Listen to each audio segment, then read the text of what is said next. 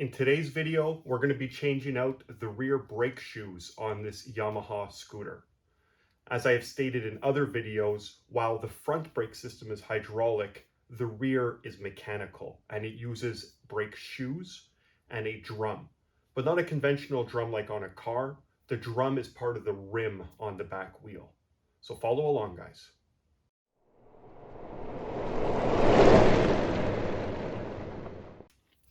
As I had stated, the drum is part of the rear wheel, therefore the rear wheel has to come off. The way this Yamaha is designed, the muffler is actually in the way from allowing us to get the wheel off. So we need to loosen the muffler to be able to swing it slightly out of the way so the tire comes off. It's not overly complicated, guys. I know people get nervous around exhaust components due to rust and corrosion, but this is a 2006.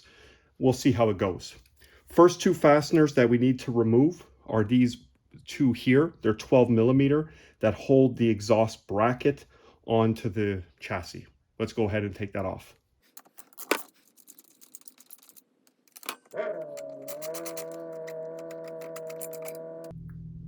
The third fastener is underneath on the exhaust flange. I'm going to show you what that looks like. So here's the muffler flange that connects it to the motor. And you can see there's a 10 millimeter bolt here, and there's one on the other side. We don't need to remove both. This flange has a cutout on it, so all we gotta do is loosen this one, and it's gonna allow us to swing the pipe out, which will bring the muffler away from the wheel. So I'm gonna go ahead and loosen this one now. I'll bring you guys along with me as I loosen that exhaust flange bolt, as people get nervous due to exhaust that it gets corroded and the bolts will break. Rightfully so, it does tend to happen, but let's see what happens in my experience. First time I'm removing it, let's give it a turn, and she came easily loose, meaning maybe she was too loose to begin with.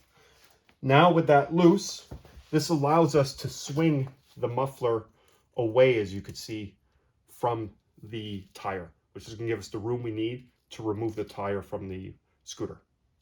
To get the tire off the scooter, we have one nut here that needs to be removed. It is a 24 millimeter, not a typical size people have. So check that you have this socket before you do the job. It's a standard thread, so righty-tighty, lefty-loosey. So you will put it on, and it's probably going to be on there pretty tight. So you're going to want to support the scooter as you're breaking it free. And there we go. It's torqued to about 80 or 85 foot-pounds. But I will confirm that with you when we go about the reassembly. I thought this might be some good information for you guys. Obviously, we need to get that back end off the ground to take the tire off. If you're working alone, could be a little tricky. Get your floor jack, put it underneath. You're going to see the bottom of the motor. You could jack it up from there. Doesn't take much. And then keep your kickstand down if you have the side mount kickstand, and having the scooter leaning like that. That gives you just the clearance you need between the tire and the ground to get the tire off. Once you have the nut broken free with the socket, you can take it off the rest of the way with your hand. And you could then pull the tire off. Once again, having the muffler out of the way. If you're having trouble getting it off, you could hit it with a dead blow hammer on the back, but it should come off relatively easy, and then we can move it. With the wheel / brake drum removed, we can now see the brake shoes on the inside and their configuration. Take note, guys, you could use this video as reference of spring placement. You see how on this side, the spring overlaps the top shoe, but on the lower side goes underneath. It's not the same way on that side. So take note of that for sure. We're gonna go ahead and pop those shoes off. First step to get the shoes off, let's get some of the tension off it. If you look under here, that's your mechanical lever. Like I said, the rear brake is mechanical. So as you push on the lever, this lever gets drawn towards you, and that turns this cam that's right here, and that's what opens up the pads, putting braking force. So we want to get that cam as horizontal as possible to take as much of the tension off. So to do that, we could just remove this adjuster nut, which is something we're going to have to take note of because we're going to have to readjust the brakes after. So you could pull that arm in remove the nut and let the arm slide out. And that puts the cam in the horizontal position. As you can see here, watch that cam right here. As I pull on the lever, simulating you pulling on the lever up front, opens up those pads, those shoes. So we've taken the tension off of them, and now we could just pop them off. We don't have to remove the springs first. We could pop it off as an assembly. So take your pry bar, safety first. So, you know, put some goggles on, make sure there's nothing that's going to get damaged if these go flying. And you're just going to take your pry bar and gently work them off as such. And they will pop off.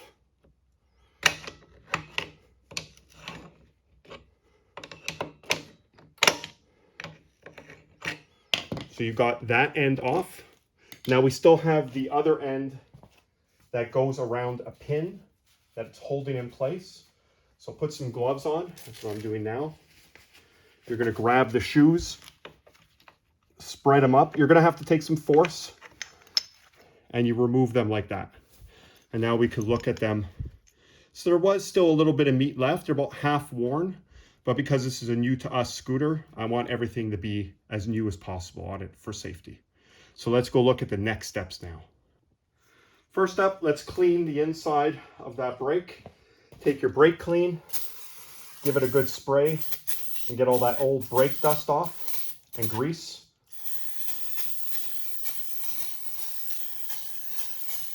Take a rag and wipe it out. After cleaning there, we're going to want to look at our brake drum / wheel rim. Clean the braking surface. Look for any scoring on the drum. Drag your fingernail across it. Look for any major scoring. On mine, there's none. Give it a good cleaning, and that surface is prepped. Before we get ready to install the new brake shoes, we're going to want to put some brake lube on the contact points, which would be our braking cam and the pad or shoe pin, as well as any raised area where the brake shoes could possibly come into contact. I also like to put a little bit on the splines of the axle. That just allows the wheel / brake drum to slide on easier when we put it back on. Here's the new brake shoes, ordered from scootertuning.ca. This is the part number if you want to reference it. It comes with the 2 springs as we saw when we removed them. When we removed the brake shoes, we took note that the spring placement was different from front to back. Well, it looks like on these aftermarket brake shoes, it doesn't matter. The springs are both identical as far as the holes in the shoes. So the springs could both be put towards the outside. The best way to proceed, guys, is get those springs on first. It's going to make life a lot easier. And then we're going to go ahead and slide the assembly on. So to get it on, start with the cam end. You're going to separate it with your hand. That part's not too bad. Now what we have to do is we have to open up this part to get it over the pin.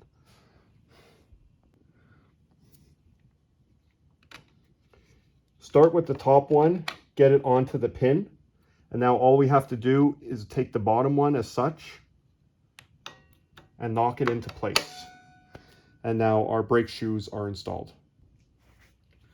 With the brake shoes installed, we can now take our wheel / brake drum and we're going to put it on into place.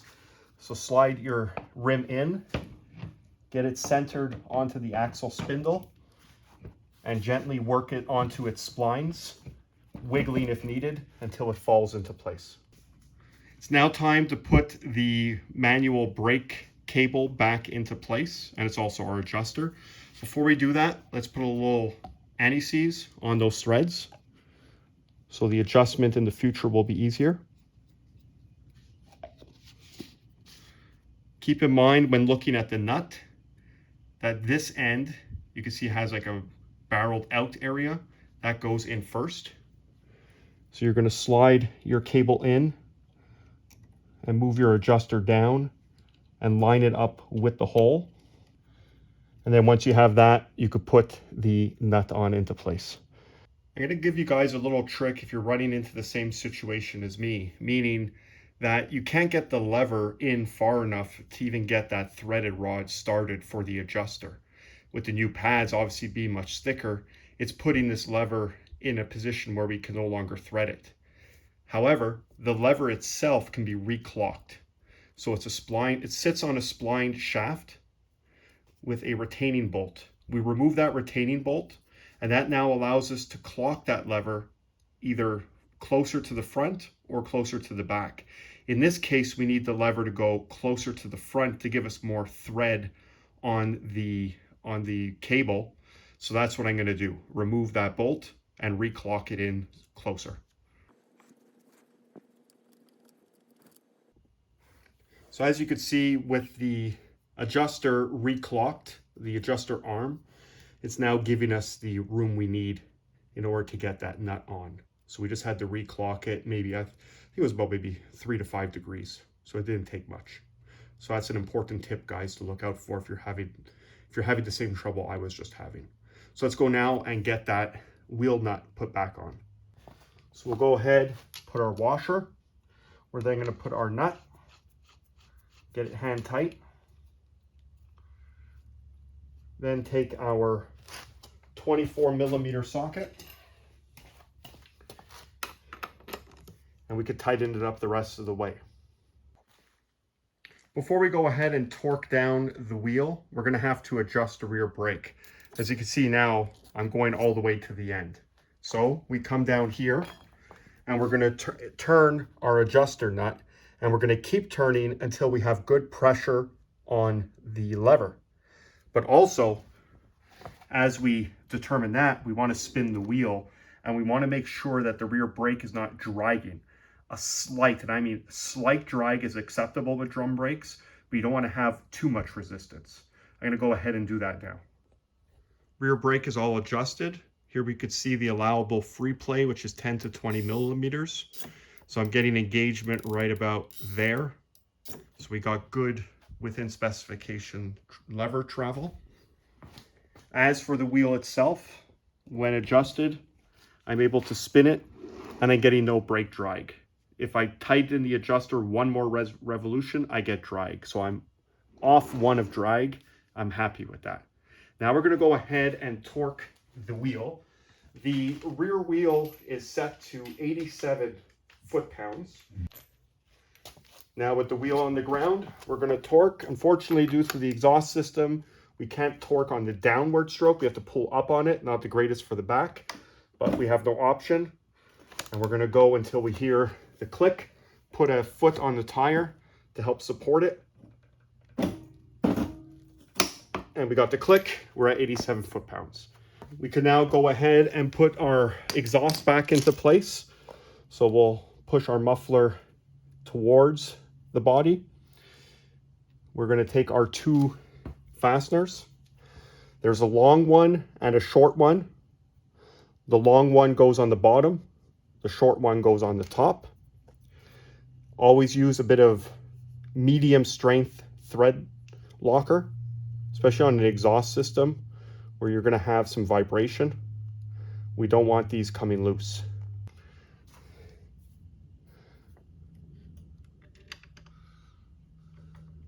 If you're having trouble getting them in, you could just manipulate it with your hand. But also because that lower one has been loosened, it's allowing the exhaust to sag a bit. So just something to keep in mind.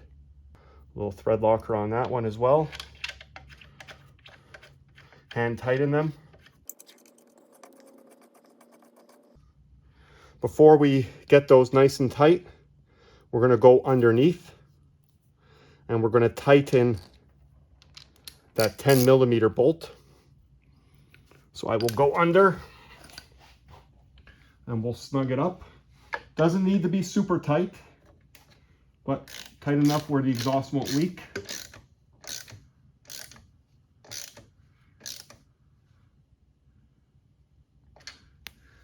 And then once that's done, we could go ahead and with our ratchet, tighten these two bolts for the bracket. And torque spec is pretty much hand snug. Be careful, it's aluminum casting it's going into. You over tighten, you will definitely strip them out. Well, there you have it, changing out the rear brakes on this Yamaha scooter. I hope you found this video interesting. If you have any questions or comments, please leave it down below. Thanks a lot for watching, guys. See you at the next video.